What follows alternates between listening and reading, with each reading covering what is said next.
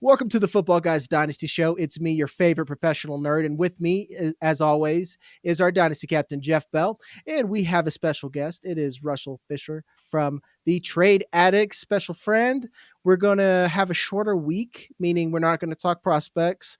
We're going to be thankful and gluttonous and watch football, but we will have our normal Dynasty risers and fallers. Obviously, you click this video, and then we will have our trade show with Russ. So we will jump right into risers and fallers. Jeff, you've got a usual Jag hate. I wouldn't say hate. I'm agnostic. Maybe I'm Jordan Addison curious at this point. He had a big game this week. He's an obvious riser, but is he a riser so you should sell or a riser so you should actually buy or hold? He is a riser, so you should buy or hold, in my opinion. And I think sometimes what you see, so over the last 4 weeks, he's got 3 touchdowns in 4 of those weeks. That raises him up to wide receiver 9 over that stretch, over those 4 weeks. He was about wide receiver 34 or so coming into, 4 weeks ago, that was week 8 or so. And so now he's really solidified himself as a big play threat. We saw him, he's sitting at wide receiver 1 on the week for week 12. And that's where sometimes you'll see these touchdowns where like Nick Westbrook kind of has caught, I think it's 5 touchdowns in the last 6 weeks. It's absurd. Insane. Yes. Yeah. And we know who that is at this point. And you can see those types of things are just a little bit fluky, a little bit freak type things. But when you've got a player like Addison that carried his level of profile, being a first round pick, having that pedigree, and he's making those big plays, I'm willing to buy in a lot more on, okay, he's showing us that he is that big time receiver. We've seen Justin Jefferson kind of peel back the volume a little bit, and that's maybe slightly concerning, but we saw obviously Hawkinson come back and have a big game this past week as well. You're seeing all 3 options being able to be involved with Sam Darnold, and that was the biggest question with the switch from Kirk Cousins to Sam Darnold. Would they be able to support all 3 potential fantasy options? And we are getting that. Russ, where are you at on Jordan Addison? You're nodding along, so I'm guessing you're very pro Addison. I am. I've been pro Addison since pre-draft. I like him as a player. I liked in theory the idea of him ending up in Minnesota, though I want everybody I like to be the number 1 somewhere, even though that's clearly not a reality. But I think even last year, though, when Jefferson was out, a lot of Addison's points were boosted by touchdowns. He's like, some players just score touchdowns. It's what they do. It's like Devontae Adams, no matter what he did, he can get 18 yards on the season. He still had 18 touchdowns somehow. That's just what he did. And not to call one the other, but I believe in Addison, the player. It's better when Sam Darnold is playing like good Sam Darnold and not bad Sam Darnold, which you never know what you're really going to get. Fingers crossed McCarthy comes back next season and does what we started to see him look like he was doing in preseason. Like it looked like he was being good, for lack of better words, because I'm a wordsmith. That's what I do.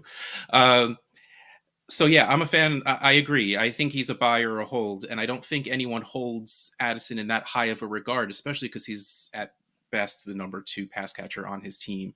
So if that offense clicks the way it can and probably should at times, Addison could be an insanely solid, maybe high-end wide receiver 2 for your team. And I think, actually, to give Sam Darnold credit, Kirk Cousins was the same player.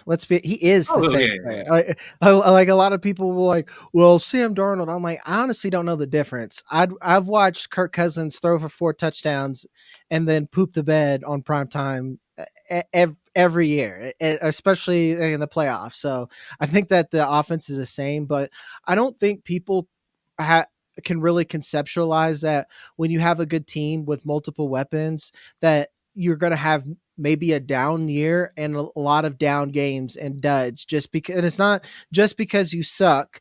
It's because these other guys are good. And like, okay, if Jalen Johnson's going to be on Justin Jefferson, cool. I'm just going to throw it to this other guy or TJ Hawkinson. And especially in Dynasty, we're like, well, yards per route run. I'm like, that's just not exactly like, yes, that matters, but that's just not how things work all the time. Like a coach isn't going out there and we're like, well, Jordan Addison, your yards per route runner down. It's time to cut you. Let's put you out to the pasture and lasso you. That's just not how it works, you know? Yeah, and I think a lot of times what we see in Dynasty, and they're very, very smart people that have this belief, and I'm not saying that it's maybe the wrong belief, but at the same time, we see a lot of people that will say something about Addison and say, well, I only want wide receivers that can be the number one wide receiver on their Alpha. team for me. They can be the alpha, that can be. And when you're in these leagues that you're starting 10 or 12 players weekly, Addison gives you a high ceiling, just like we saw this past week, while still having a floor that can maintain. And so I love to shop around for a discount on a player that maybe he's not the alpha, but he can still be, like Russ said, a high-end wide receiver too. This guy can be a top 20 receiver. And when you really break it down, there's not really that big of a difference between wide receiver 8 and wide receiver 22 most years. Yeah.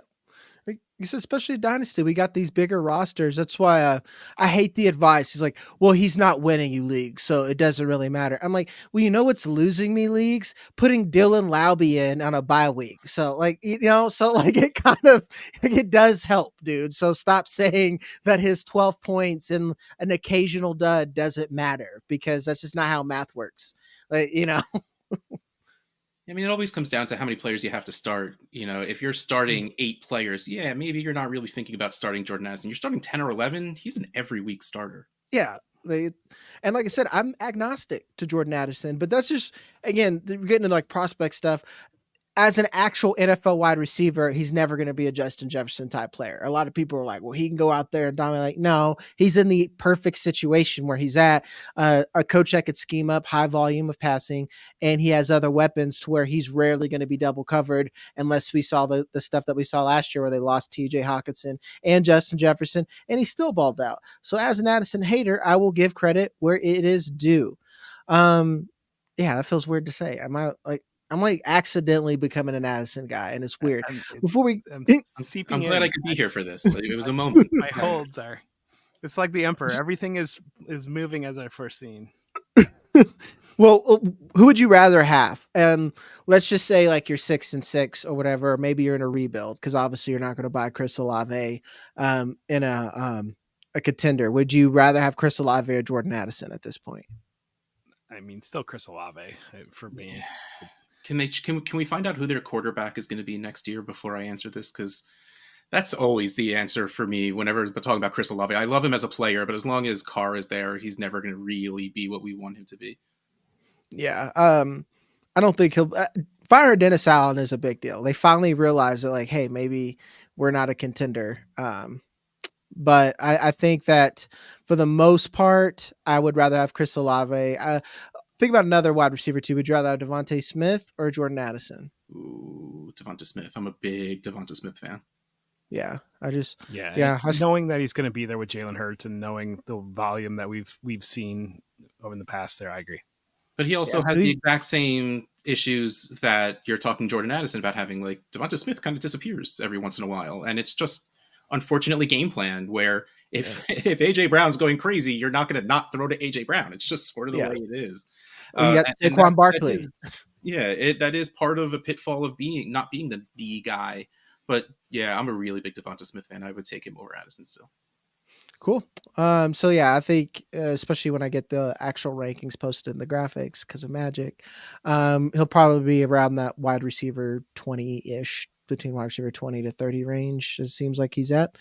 Before we move any further, we got to pay some bills. It's Black Friday coming up, and you can get a discount on footballguys.com. Just because we're nearing the end of the season, that doesn't mean you have to check out. We have Dynasty content, IDP. Most importantly, we have prospect content coming up, and you want to be signed up for that. Not only that, if you want cool merch like this and Jeff's hat that he normally has, RIP, you can go over and get 20% off our merch as well. With that being said, we got another one. Jeff, I love that you put in, like, did we do Jonnu Smith? Because we said he was a buy, and boy, did we look good. Because like I had Jonnu Smith at a super flex spot, and I'm like, I believe it. I put it in there feeling good. With Sleeper telling me he's going to get 6 points. So I'm like, nah, you got it. And he's balled out. And then I told everyone, and I feel bad, I gave up on Jaylen Waddle on the Sunday morning live show. I was just like, I just don't know. I can't tell you to start him because he's not playing well. Lo and behold, he's the player that I've watched for 3 years. So Russ, we start with you. Where have you been at with Jaylen Waddle here? Have you been buying him up or selling him off, and are you happy? I've been doing neither of the above. Mostly because I have a whole lot of Jaylen Waddle shares. Like he was one of the players I was a big fan of also. I was worried, not gonna lie, when it took this long of Tua being back for Waddle to come back. But I had faith it was gonna happen. And like you said, it happened.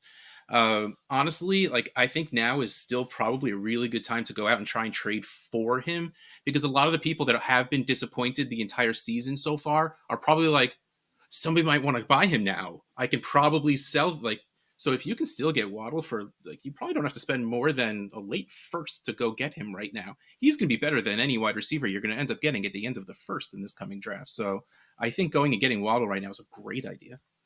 Yeah, Jeff, you agree? Yeah, I love that. Russ, we talk about that quite a bit on the show of basically waiting for like the mini bump to go in and buy a guy, because you don't want to sell Waddle as a Waddle manager heading into this week where he's just not done anything for 10 weeks straight. And you're saying, I know I'm selling him at his bottom, and I may as well hold instead of just give up. But you're exactly right. You get that little blip of excitement of maybe there is something here. Then you can go in and buy. And then that manager's thinking, well, I'm not selling him at his bottom now. At least I'm selling him on the rebound. And we talk a lot about not thinking about buying at the absolute bottom and selling at the absolute top, but buying, when it's raising a little bit, but you expect it to raise much, much higher. So I do like that a bit. I think what you're seeing, so we saw Tua Tagovailoa come back in that game against Arizona. It was a little bit of an upset, 28-27, a close game. Then they had Buffalo, a difficult game the next week, to drop to 2-6. Since then, they've won 3 straight in Miami. And I think what you've started to see is they're putting the pieces together basically to get that offense back up and running. Obviously, we know Raheem Mostert's not what he was last year. They're not having the dual backfield the way that they did have last year. So they're trying to figure out how to work that with Devin Achane. And they're trying now, Jonnu Smith established himself, trying to figure out how to work him in. This looked like very dedicated usage of Jaylen Waddle to say, we need to get Jaylen up and going. We recognize what's been happening here. We are going to feed him the ball. We're going to involve him heavily. The New England Patriots are a perfect spot for this to happen and for him to get right. And that's what happened. And now you see the Dolphins are up to 5-6. Before they were 2-6. They are 1 game back in the loss column from the Denver Broncos. And so they're right there kind of, and they'd be a feisty team if they can slide in there as the 7 seed. Yeah, only really worried about their defense, but that seems to have taken a step forward. It's been really good. Yeah, Jalen Ramsey's been phenomenal. He's been like prime Jalen Ramsey, and that's been big for their defense.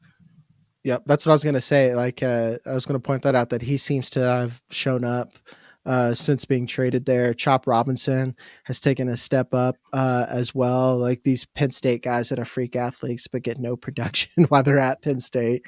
So yeah, I mean, like to be honest, me doing content and all the stuff that I do, Jaylen Waddle's a player that I'm mad that I'm passive about. I'm like, man, I wish I had time to just sit on the toilet for 2 hours and crank out these trades, because I could have had a lot more Jaylen Waddle.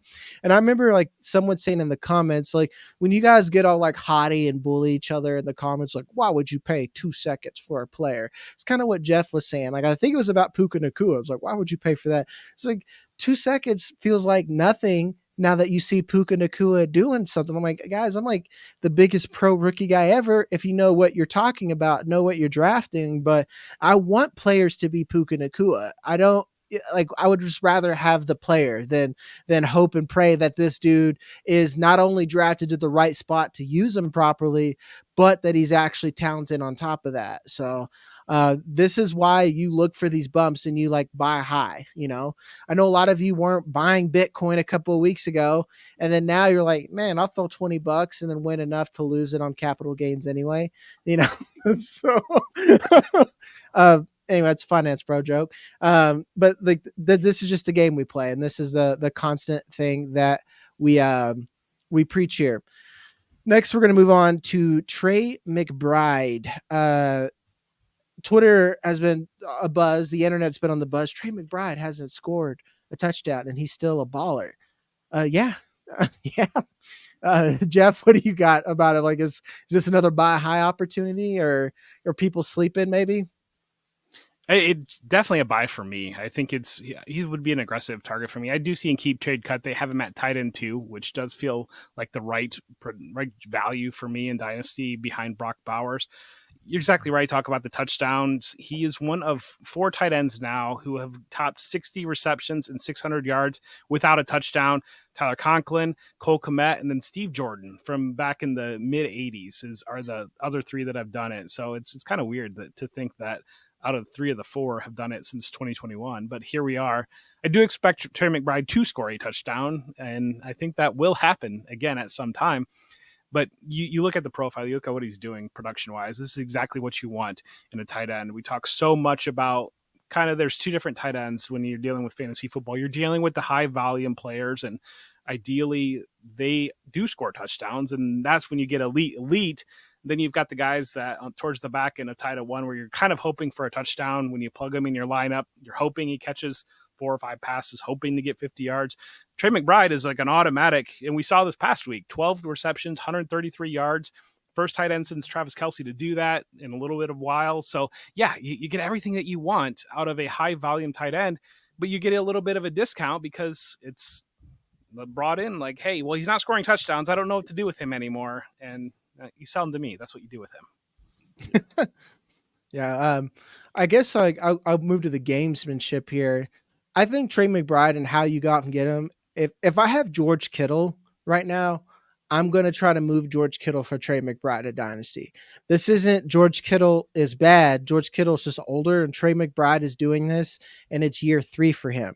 Like, if I can go and get a young George Kittle type player, and it's only going to cost me George Kittle, I'm going to go do that.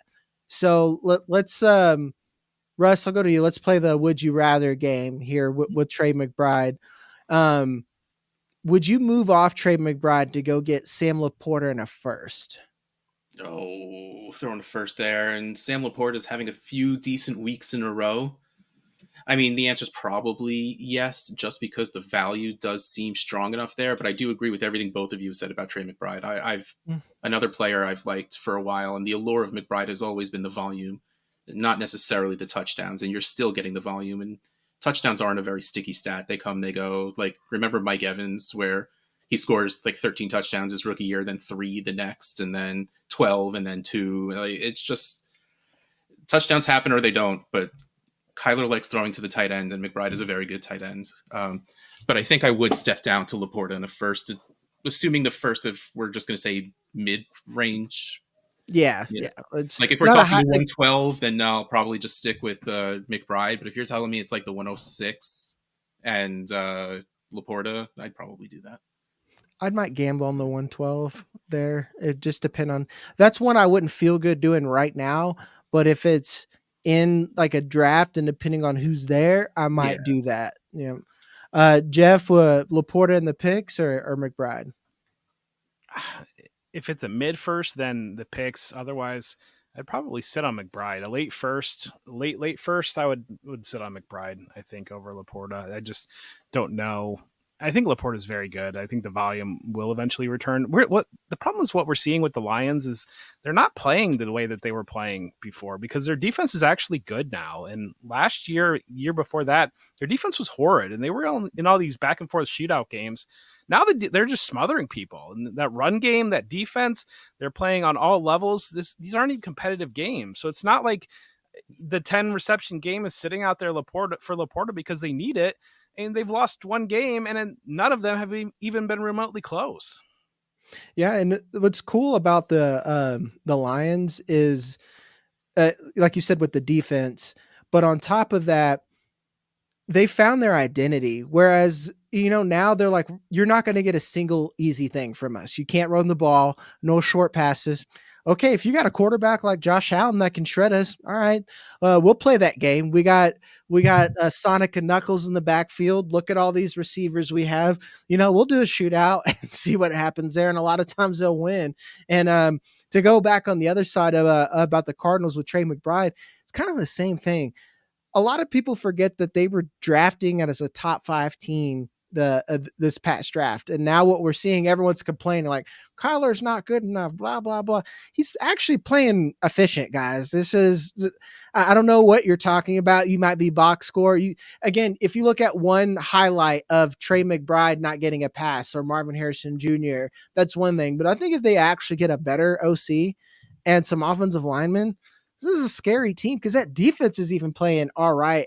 And there's only like two guys that are, maybe three that are, I think, starter caliber on there. They got Buda Baker, Zaven Collins has kind of come along, and then a guy that I don't probably know, but he's all right.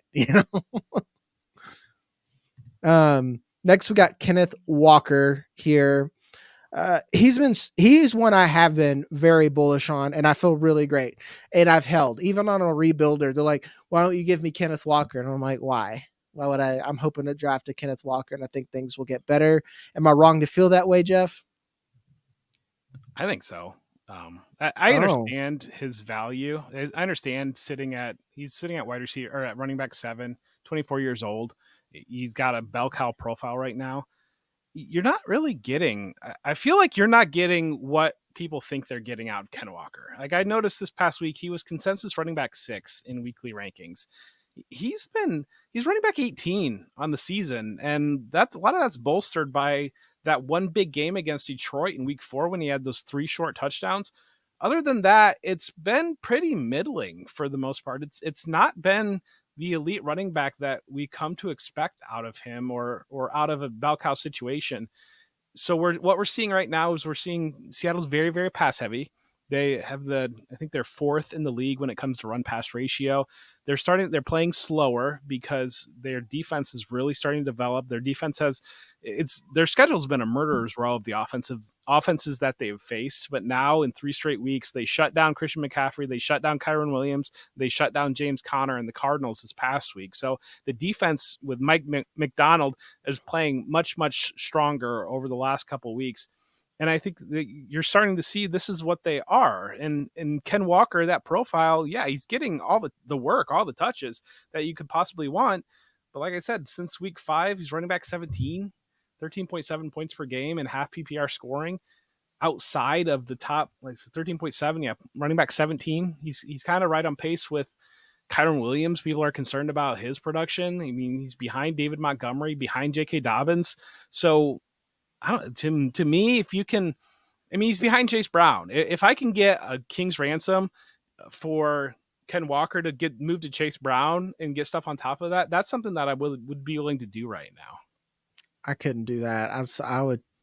I can do that. I think a lot of that is indicative of their offensive line, which is both an easy and hard thing to fix. If you just draft good players, it's easy to fix, but some teams can't do that. And I know that's crazy. Like Jeff, you know this game. I just know who the good offensive linemen are sometimes. And some teams will just look at that guy and say, no. And I'm like, cool, he's going to be a Raven or an Eagle. And then he ends up being a Raven or an Eagle. And then they're like, oh, how did this guy fall? And I'm like, I don't know, man. I don't know what goes in the mind of a scouting department or an NFL GM. I think offensive lineman is one of the easiest positions to scout, and it just doesn't seem to work. That's my rant aside. It's really frustrating. Russ, break the tiebreaker. Do you like Kenneth Walker? Are you agnostic to Kenneth Walker? KW curious? I don't know. I'm KW okay. He's better than I gave him credit for, but he's okay. The one thing that is Kenneth Walker is he's one of those guys where any given play can be a 60-yard run for a touchdown. Yeah. And those haven't been happening. And I think that's, again, he did have that one game where there was 3 short touchdowns, but still, like, I think that's what's not happening right now, where there isn't those explosive plays because that offense isn't playing explosive at all, even though I love the JSN volume. So I'm not going to talk too badly about their offense. But I think that's really what it is. Kenneth Walker needs a fully functioning offense to do that well. Again, short of if he just happens to break a 60-yard touchdown. Because every once in a while he puts up 18 points and you're just like, but the Seahawks only scored one time and it was him. Well, it's because you get 13 points for a 70-yard touchdown. It's just the way it goes. But he's fine. I'm not really the biggest fan of him. Like, he's at the cost now where I'd rather just go get James Conner instead. You know, like I wouldn't want to pay to go get someone like him on my team. So how much is too much? Is a first too much, Jeff? Let's say a late first. Late first would not be too much. I would be comfortable giving a late first for Ken Walker. That's what I paid, and that's why I think I'm fine. Because like this year, I'm like, no, if you pay a late first for Ken Walker, that's fine. A late first for anyone that's going to be in your starting lineup is absolutely fine. Yeah, that's like even though I'm no longer contending on those, I'm like, okay, cool. I'll re-roll next year. You know, I'm not going to sell off. I've learned my lesson. I earned the stick this season with that. I'm going to sell off this guy, go get the next guy that I really liked, and now I'm just like Trey Benson's fighting for his life behind James Conner. What do you need to put on top of Bucky Irving for Ken Walker? I would not a lot, man. I would do Bucky Irving in a second for Kenneth Walker. Yeah, I would do. That's the line right there. I know everyone's like, I got time off this weekend. So I'm like, wow, I have time to really look at my dynasty rankings and clean them up. And that's like on my list of things to do with the Thanksgiving break. And Bucky Irving is going to be gross. Like, I think I'm going to let's shoehorn this in. I like this segue and I'll keep rolling with it. How much is too much for Bucky Irving, Russ? Would you just pay a first for Bucky Irving at this point? It would have to be a little bit later because this is going to be a very strong running back class. Mm-hmm. But he seems to have taken the job. Like, he seemed to have taken the job from Rachaad White. And I drafted a lot of Bucky Irving for that sole purpose. It wasn't as much pro Bucky Irving as it was anti Rachaad White, but it seems to have played out well enough where he seems to have stolen the job. And especially for rest of season, as we're talking, with Chris Godwin still not coming back the rest of the season and them not really having that second wide receiver, even though I know Kadon has been doing pretty well, they throw to their backs a lot and there's a lot of running back opportunities. So I think Bucky Irving is a very good, very, very good for the rest of the season, but also very fine going forward as well. So I don't think a first for Bucky Irving is out of the ordinary. I don't think that's a bad call at all. Would I do it? It depends on the team, depends on the situation, but I think that's the right price. I don't think you're not getting him for less. Let's put it that way. Yeah. I remember watching his tape and I think it's hilarious now that everyone's surprised. It's like, this Bucky Irving's a good receiver. And I'm like, yeah, that's honestly what he was best at in college is what's crazy. Is like the irony is like Rachaad White, he was like a Kenneth Walker type player in college. Now he sucks at running the ball and he's an all right receiver. Bucky Irving's like always been a good receiver. I remember one play, and I remember we had the draft that never ends, Jeff, that I was like, I flag planted Bucky Irving. It was a mesh play that he juked the pants off an entire team. I saw that and I'm like, wow, that guy is good. Clicking the button there because of that play. Like, he's always been this receiver. It's just funny the Buccaneers just now figured it out. And it's fun to see. So yeah, this past week was weird with the Buccaneers usage because they treated Sean Tucker as a touchdown vulture, as a goal line specialist. Yeah. And that's an unwelcome development for both of these running backs, because we felt like we were in a place where you could just play both of Bucky Irving and Rachaad White. And then you see the pass game work shift to Bucky Irving. That's interesting. But so just to put it full circle, Keep Trade Cut has the difference between Bucky Irving and Ken Walker. An early 25-second is the value difference between those two. So just kind of give you some ideas of some pivots that I think, and again, we don't hate players on the show. We just hate values. Yep. Let's like Deshaun Watson or something like that. Anyway,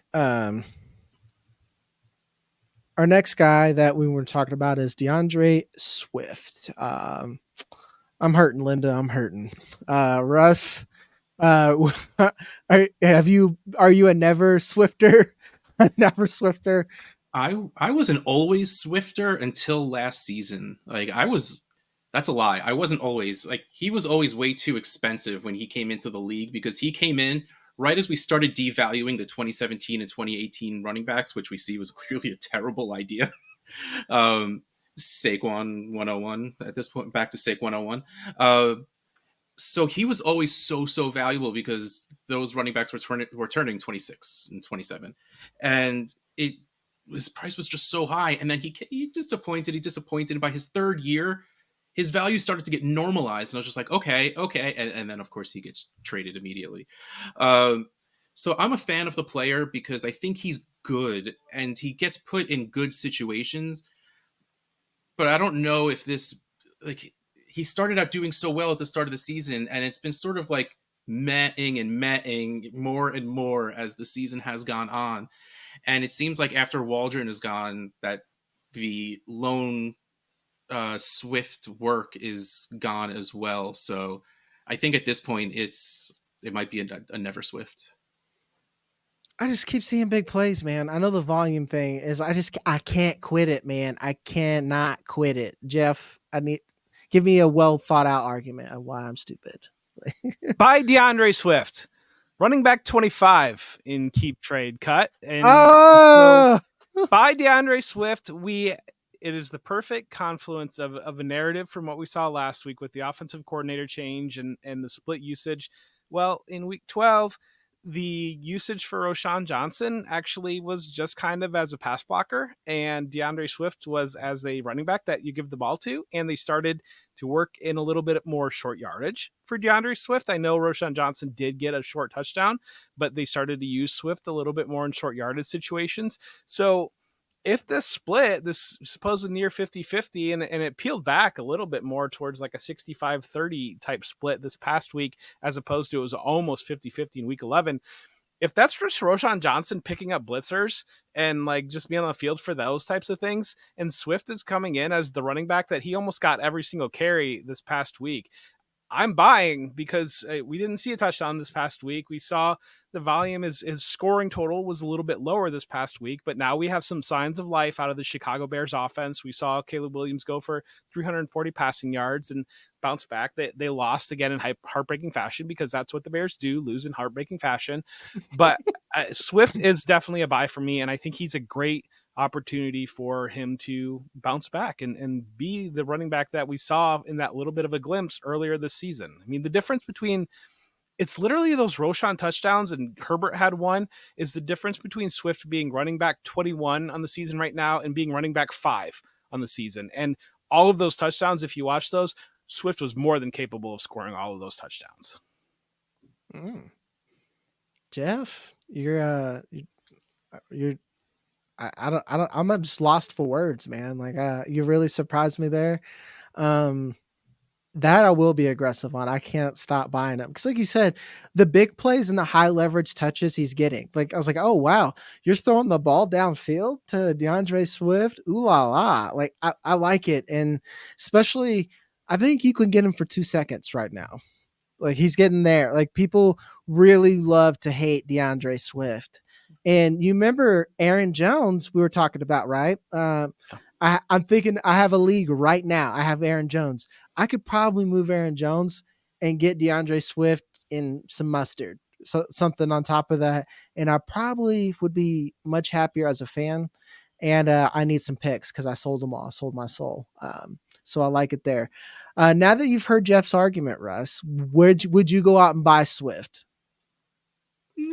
I mean, so again, like he's the kind of player that would be a very specific situation. Like a lot of my leagues are start one of every position and everything else is a flex. If it's that kind of league, no. But if it's like a 12 team, start 10 or 11, and you have to start 2 running backs, I would love to have Swift as my RB2 because he's solid. He's absolutely solid. And like everything both of you have been saying is he has that ability. Like, again, like I've never doubted his talent. It's just, it has something, the offense in Chicago really more than anything else hasn't been clicking whatsoever until Keenan Allen's like, oh yeah, I remember how to play football this week. So again, there's very specific situations where I'm good with DeAndre Swift. I have plenty of teams where he's still on them from his end of Detroit days. And I never pushed to get rid of him, mostly because I was still at that point of liking him more than a lot of the other people in my leagues. So I'm still not going out to actively get him, but I'm still not sad that he's on my teams. Yeah, it turns out Shane Waldron was just Luke Getzey Baja Blast. So that was fun while it lasted. We got a twofer here. We're going to talk about the Rams wide receivers, Cooper Kupp, and Puka Nacua. Another player I should have been more aggressive on was Puka Nacua. The Rams in general, I fumbled the bag for myself, guys, and for you. So I'm in the boat with you. I'll do better next season. Jeff, tell us the gospel.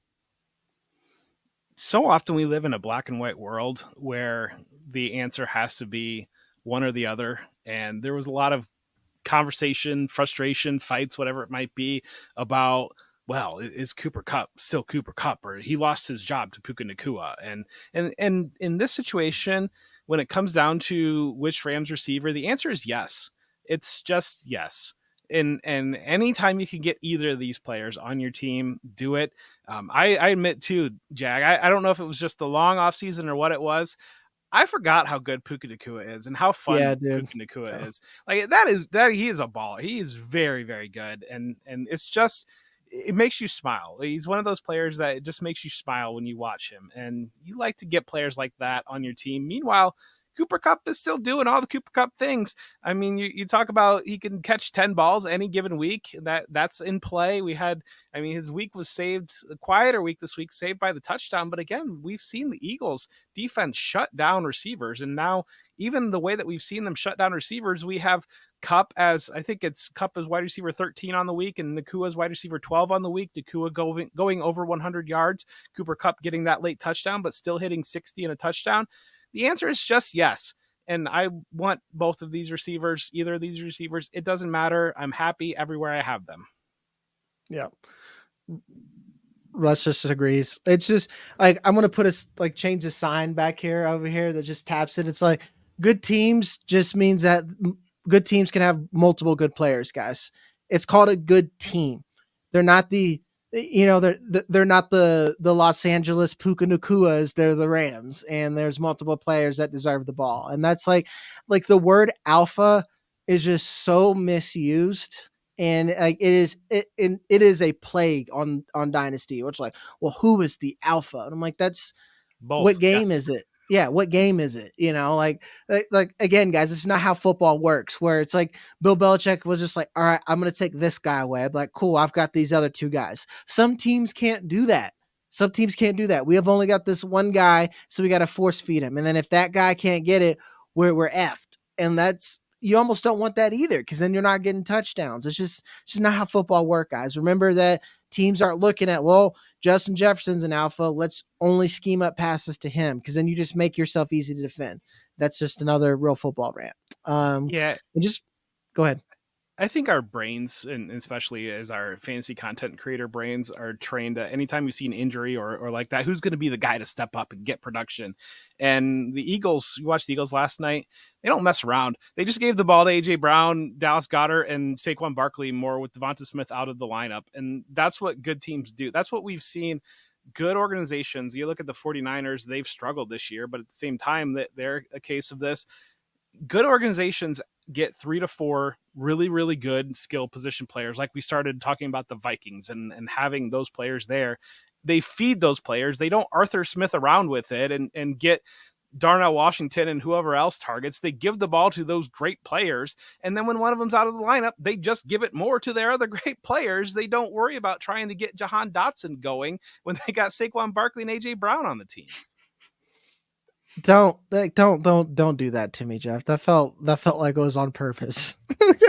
Johnny Wilson. Okay. Players before, and then he comes to Dotson hate. Yeah. Yeah, guys, that's what it is. You just want good players, and most of the time teams will use good players, and then sometimes you just don't. Sometimes you're just the Jets.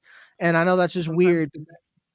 That's why you see Calvin Austin making plays all over the field, and then his punishment for making a big play is now he has to watch Van Jefferson play. Yeah. That's Arthur Smith, baby. That's yeah, man. You got to take the good with the bad with Arthur Smith. Like Arthur Smith is like the Jonah Hill meme for Moneyball. It's like, here's Arthur Smith. He's an absolute offensive genius. The only thing is he hates using his best players. We'll finish it off with the Raiders here. Somehow their QB situation got worse. Minshew's out for the season now. Is that what I'm hearing? Who's playing QB? Maybe Daniel Jones. I think it's Desmond Ridder. I mean, yeah, it might be me. I don't know. Yeah. I don't know. I got the start sit show to do with Joey and Jagger on Sunday mornings. I'm not available to play quarterback for the Raiders, but no, we're at the point where we're like, man, it'd be nice if they signed Daniel Jones, so maybe we can use Brock Bowers still. I mean, that's basically describes the quarterback situation. I think that the reality of it is we're hoping that maybe Shedeur Sanders or something like that is going to be wearing the silver and black here in a couple of months, and you're hoping that you can get anything out of Bowers and Jakobi Meyers from what we've had. But I think it's worth noting the way that Brock Bowers has looked absolutely amazing. Dynasty tight end 1 without question. Jakobi Meyers has looked phenomenal, and we do the DFS show with Devin Knotts as the captain of DFS, and he mentioned Jakobi Meyers is one of his plays this week, and I kind of pushed back on him a little bit, talking about Patrick Surtain and what are you going to have with Denver. We've seen them shut down good teams, and then Meyers goes out and catches 10 balls for 121 yards, and Jakobi Meyers is a pretty good football player. Yeah, you were wrong on that one. Yeah, I missed it when the Patriots could have gave him the same money we gave Juju Smith-Schuster. That was something. That was something. I live with it every day. So I definitely think Brock Bowers is probably ungettable. If he is, go get him. Like if you don't have to sell your soul, go get Brock Bowers. Or if your soul isn't worth all that much, that's fine. Yeah, if you're garbage, then go get Brock Bowers. It's very important. Yeah. But Jakobi Meyers, he's worth nothing and like I said, he's about to get maybe Cam Ward, maybe Shedeur, maybe Drew Allar, maybe Ewers. I don't know, depending on where the NFL is on them. Like it gets weird at QB after that. Let's put it that way. So I mean, you hope it gets better. I hope Pierce isn't there. I don't think Antonio Pierce is it. I think Antonio Pierce would be a great motivational speaker. So that's one thing I believe. I've heard behind the scenes that Mike Vrabel's a real strong possibility of being the next Raiders. He was. Yeah, like I hate very that. Good actually, friends with Tom Brady, and just kind of ties into the whole like Brady-ness of the Raiders and all that. So, I don't like that at all. Let's get ready to learn 6 and 6, bud. I don't know. That put a sour taste. Maybe don't buy Jakobi Meyers. No, I'm kidding. You should still want these players. We'll wrap this up here since we actually ran long. It was a good conversation though, and you got a bonus Bucky Irving full tie in there. We have one more trade show for the week that we'll have with Russ. As always, like and subscribe. And if you guys on the audio, just go take 5 seconds to give us 5 stars. It does a lot. It helps feed my dogs and my cat. My cat is very hungry. She is a very large cat. Please go and do that. We'll love you forever. As always, I'm Jagger May. That's Jeff. And that's Russell Fisher. And we'll see you on the next one. Love you guys.